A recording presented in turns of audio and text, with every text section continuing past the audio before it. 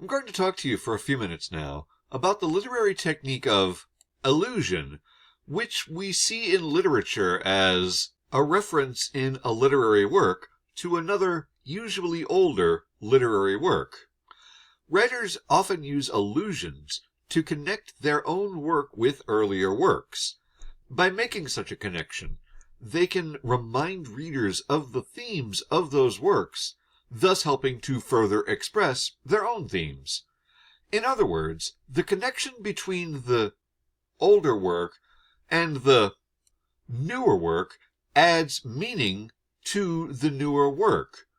The newer work gets more meaning through its connection with the older work, and the way the older work expresses the themes that the newer work is also perhaps expressing.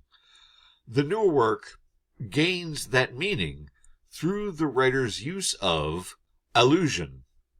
And we can see an example of this in Hemingway's story, A Clean, Well-Lighted Place, which alludes to a much older literary work that we know as The Lord's Prayer.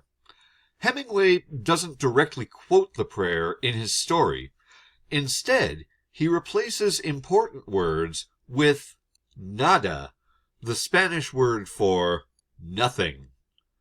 This reference to the Lord's Prayer, this allusion, helps the reader understand the older writer's despair in relation to the absence of faith in his world. Thus, Hemingway uses this allusion to help the story more effectively express its theme.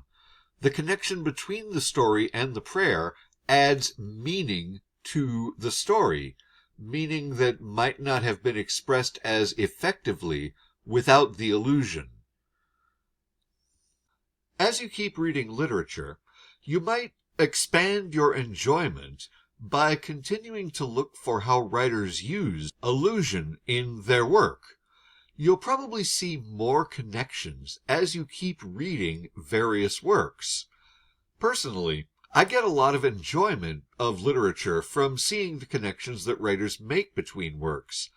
I like the feeling of participating in a conversation that I get when I recognize allusions. As always, thank you for your time and attention.